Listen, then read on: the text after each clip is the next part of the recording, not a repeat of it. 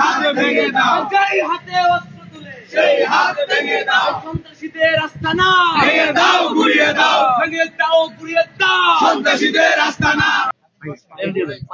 কুয়েটে শিক্ষার্থীদের উপরে অস্ত্র হাতে সন্ত্রাসী কায়দায় হামলা হয়েছে।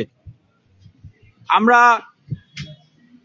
5ই আগস্টের আগে ঠিক ছাত্রলীগকে যেই ধরনের নৃশংস কায়দায় অস্ত্র হাতে বিভিন্ন সময় বিশ্ববিদ্যালয় কলেজগুলোতে হামলা করতে দেখেছি, আক্রমণ করতে দেখেছি, আজকে ঠিক একই কায়দায় এই কুয়েটে শিক্ষার্থীদের উপরে অস্ত্র হাতে হামলা করা হয়েছে এবং আক্রমণ করা হয়েছে।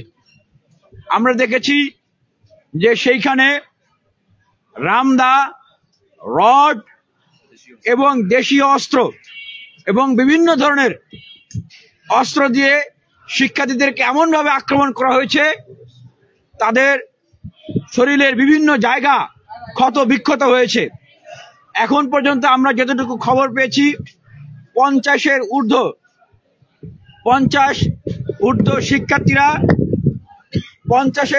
শিক্ষার্থীরা তারা কুয়েটে এই হামলার শিকার হয়েছে।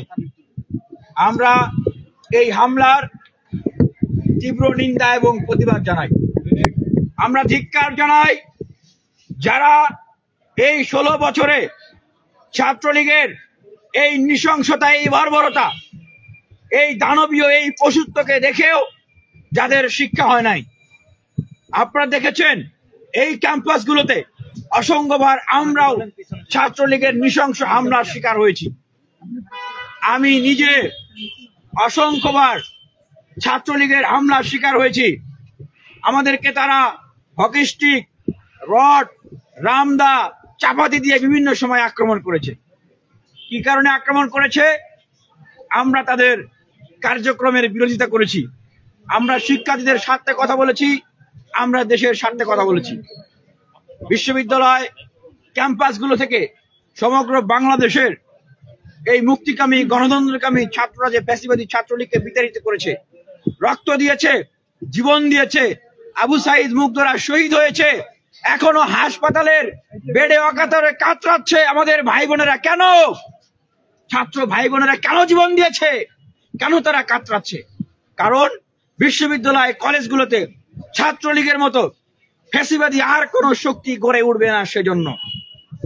কিন্তু আমরা অবাক হয়ে লক্ষ্য করছি বিশ্ববিদ্যালয় কলেজগুলোতে আবারও অস্ত্রের ঝনঝনানি, বিশ্ববিদ্যালয় কলেজগুলোতে আবারও অস্ত্রের মহড়া শোডাউন শুরু করে দিয়েছে একটি ছাত্র সংগঠন। এবং অত্যন্ত দুঃখের বিষয়, এটিকে ভুল কিংবা ক্ষমার কথা না বলে আমরা বিভিন্ন জায়গা থেকে দেখছি যে এটিকে আবার সমর্থন দেওয়া হচ্ছে। এটি আমাদের কাছে উদ্বেগের বিষয়। বিশ্ববিদ্যালয় কলেজগুলোতে, বিশ্ববিদ্যালয় ক্যাম্পাসগুলোতে অবশ্যই গণতান্ত্রিক প্রক্রিয়ায় প্রতিযোগিতা হবে। মতের ভিন্নতা থাকবে, বিশ্ববিদ্যালয় ক্যাম্পাসগুলোতে পথের ভিন্নতা থাকবে, বিশ্ববিদ্যালয় কলেজগুলোতে আলোচনার ভিন্নতা থাকবে, আদর্শের ভিন্নতা থাকবে। কিন্তু অবশ্যই যারা ৭১-এর মহান মুক্তিযুদ্ধকে বুকে ধারণ করে সাম্য, মানবিক মর্যাদা এবং সামাজিক ন্যায় বিচারের বাংলাদেশকে প্রতিষ্ঠা করার জন্য কাজ করছে, যারা এই ২৪-এর গণ অভ্যুত্থানে শহীদদের চেতনাকে ধারণ করে, যারা এই ২৪-এ গণ অভ্যুত্থানে আহতদের চেতনাকে ধারণ করে, তারা কোনোভাবে বিশ্ববিদ্যালয় ক্যাম্পাসে অস্ত্র হাতে তুলে নিতে পারে না। আপনারা দেখছেন যারা আজকে অস্ত্র হাতে সন্ত্রাসী কায়দায় শিক্ষার্থীদের হামলা করেছে, আক্রমণ করেছে, আমরা তাদের প্রতিবাদে আমরা আজকে এই যে কলম হাতে আমরা প্রতিবাদ মিছিল করছি। ছাত্র অধিকার পরিষদ আজকে কলম হাতে প্রতিবাদ মিছিল করছে।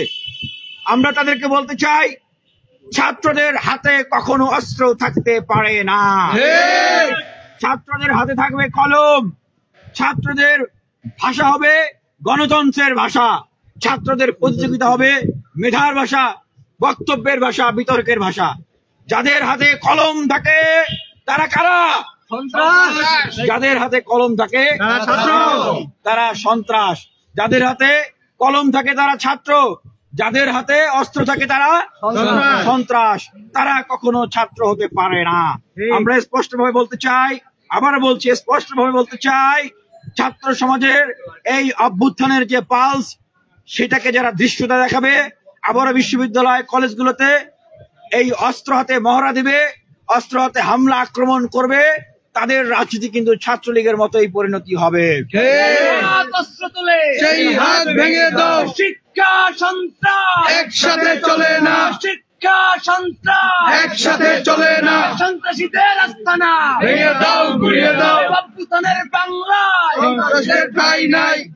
আমরা সুস্পষ্টভাবে বলতে চাই যে অনতিবিলম্বে এই যে গণ অভ্যুত্থানে অংশগ্রহণ করেছে যেই ছাত্র সংগঠনগুলো, তাদেরকে সাথে নিয়ে মাননীয় প্রধান উপদেষ্টার সরাসরি তত্ত্বাবধানে একটি জাতীয় ছাত্র কাউন্সিল গঠন করতে হবে। অন্যথায় বর্তমান প্রেক্ষাপটে বাংলাদেশে উদ্ভূত প্রত্যেকটা সংকটের দায় কিন্তু এই অন্তর্বর্তীকালীন সরকারের মাননীয় প্রধান উপদেষ্টাকেই নিতে হবে। যেই প্ল্যাটফর্ম বৈষম্য বিরোধী ছাত্র আন্দোলন আমরা সকলে মিলে তৈরি করেছিলাম, আমরা সকলে মিলে নেতৃত্ব দিয়েছি, সকলে মিলে যেই প্ল্যাটফর্মের ছায়াতলে আমরা ছিলাম, আমরা দেখছি বাংলাদেশ পুনর্গঠনে কিন্তু সেই প্ল্যাটফর্ম এখন সার্বজনীনভাবে কাজ করছে না। সেখান থেকে অন্যান্য সকল রাজনৈতিক ছাত্র সংগঠন, রাজনৈতিক ব্যক্তিদেরকে বের করে দেওয়া হয়েছে। এখন সেখান থেকে একটি রাজনৈতিক দল গঠন করার কার্যক্রম চলছে। তাই আমরা বলছি যে এই প্ল্যাটফর্মটি এখন আর সার্বজনীনতা বা অংশগ্রহণমূলক অবস্থান আর ধরে রাখতে পারে নাই।